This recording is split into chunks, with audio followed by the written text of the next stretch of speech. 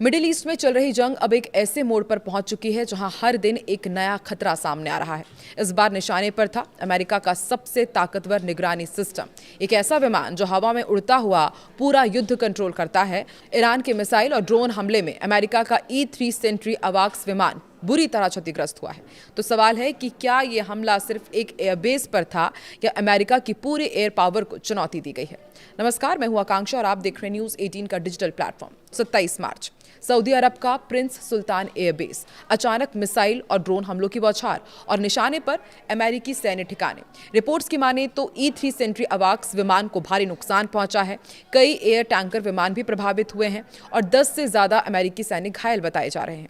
Social media में जो तस्वीरें वायरल हो रही है उनमें इस हाईटेक विमान की हालत बेहद खराब दिखाई जा रही है। हालांकि अभी तक अमेरिकी सेना की ओर से कोई आधिकारिक बयान सामने नहीं आया है। अब आपको बताते हैं कि आखिर ये E-3 सेंट्री अवाक्स, जिसे ईरान ने इतना नुकसान पहुंचाया है, इसे इतना खास माना क्यों जाता है। तो देखिए, ये कोई साधारण विमान नहीं है। ये हवा में उड़ता हुआ कमांड और कंट्रोल सेंटर है। इसकी खासियत ये है कि 360 डिग्री रडार की निगरानी करता है और सैकड़ों किलोमीटर दूर तक दुश्मन की पहचान करता है, फाइटर जेट्स को गाइड करता है और पूरे युद्ध का ब्रेन की तरह ये पूरा इसे एग्जीक्यूट करता है। और ये कहना गलत नहीं होगा कि पूरे युद्ध का ब्रेन बनकर काम करना, अगर फाइटर जेट सैनिक है तो अवाक्स उसका कमांडर माना जाता है।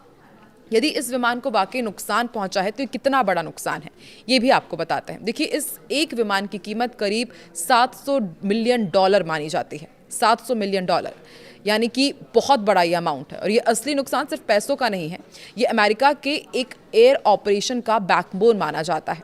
अगर ये सिस्टम कमज़ोर होता है तो अमेरिका का एयर कवर कम हो सकता है, मिशन कोऑर्डिनेशन प्रभावित होगा, दुश्मन की गतिविधियों पर नज़र कमज़ोर पड़ेगी। यानी यह हमला सीधा अमेरिका की आंख और दिमाग पर था। डिफेंस एक्सपर्ट्स इस घटना को बेहद गंभीर मान रहे हैं। पूर्व F-16 पायलट हीथर पेनी के मुताबिक अवाक्स युद्ध का शतरंज का मास्टर माना जाता है। वहीं केली ग्रीको का कहना है कि इससे अमेरिका की ऑपरेशनल क्षमता में गैप आ सकता है। मतलब ये सिर्फ एक विमान का नुकसान नहीं बल्कि पूरे सिस्टम पर असर है। और अब ऐसे में सबसे बड़ा सवाल कि क्या ये हमला अचानक था या फिर एक बड़ी रणनीति का हिस्सा। और एक्सपर्ट्स मानते हैं कि प्रिंस सुल्तान एयरबेस एक हाई वैल्यू टारगेट है। यहाँ से अमेरिका अपने कई ऑपरेशन कंट्रोल करता है। ऐसे में इस बेस पर हमला करना सीधा अमेरिका की ताकत को कमजोर करने की कोशिश हो सकता है।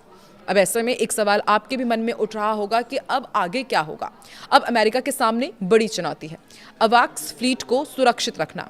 नए सिस्टम जैसे कि E-7 वेजटेल उनको लाना पड़ेगा और अपनी निगरानी क्षमता को अमेरिका को और मजबूत करना होगा। लेकिन इसमें थोड़ा समय लगेगा और जब तक ये समय लगेगा तब तक खतरा बना रहेगा। एक और सवाल कि क्या यह हमला मिडिल ईस्ट में अमेरिका की ताकत को कमज़ोर कर देगा या फिर अमेरिका इससे और ज़्यादा अब आक्रामक होकर जवाब देगा। तो क्या ये सिर्फ एक चेतावनी है या आने वाले बड़े टकराव की शुरुआत है? आप क्या सोचते हैं? नीचे में कमेंट करके ज़रूर बताएं।